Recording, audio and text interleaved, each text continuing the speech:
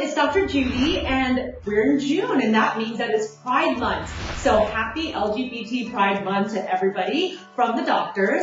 And I thought that this would be a good time for us to talk about misconceptions and myths of the LGBT community. I think that there's a lot of misperception out there, and to be able to stand in solidarity with our LGBT brothers and sisters, we need to educate ourselves and know more about the LGBT community so that we can help to educate others and also challenge any of the misperceptions and biases that come from ourselves. So if you're ready to come with me, I will read you a few of the common questions that I get about the LGBT community, and we're going to do some myth busting. Okay, myth number 1. People choose to be homosexual or gay. And that is absolutely not true. People who identify as gay will say that they knew from an early age that they were attracted to somebody who was same sex.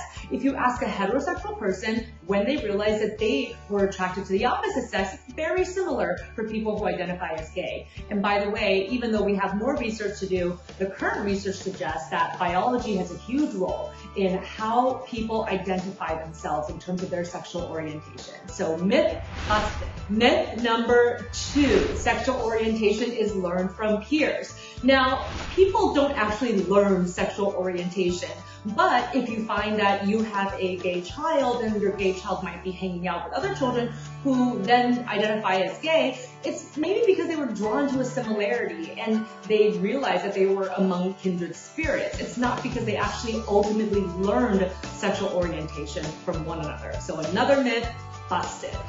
Myth number 3, LGBT parents raise LGBT children.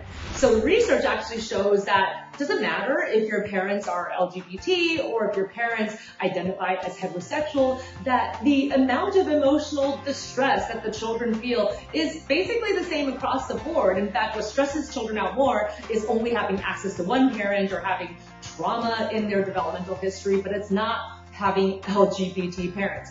Furthermore, LGBT parents do not raise LGBT children at a higher incidence.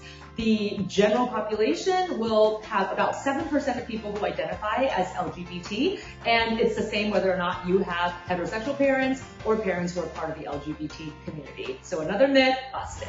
Myth number 4.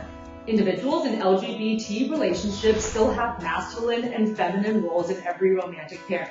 This is definitely a myth. I think that sometimes it makes people a little bit more comfortable to think about it that way, maybe, because that's a more traditional type of relationship. But even in heterosexual relationships, it's not always a male-female agenda. Sometimes the female is the one who's more masculine. I know you know people like that. And so in the LGBT community, there's absolutely no rules. Maybe in certain relationships, they seem to identify with preferences that you would think is more male or female, but this is not a rule, and you don't have to get into a pairing in an LGBT relationship where it feels like you have to be the opposing factor in terms of male-female relationships. So another myth busted. So myth number 5 is that homosexuality can be cured through therapies. For example, what they used to call conversion therapy. And the research shows that not only does it not cure your sexual orientation to change it from a gay orientation or a bisexual orientation to a straight orientation, it can actually do a lot of emotional damage on the person that you're doing this type of conversion therapy with. In fact, many medical and psychological societies have now condemned this type of therapy, saying they do not support it, and that includes some of the associations that your favorite doctors are a part of, like the American Medical Association and the American Psychological Association. So definitely that is a myth busted. In honor of Pride Month, I encourage you to share this Mythbusters video with other people who you think might benefit from it. And if you have an LGBT loved one within your community, whether it's a colleague, a family, or a friend, ask them what you can do this month to especially support them and especially give them that understanding that all of us humans need. Bye!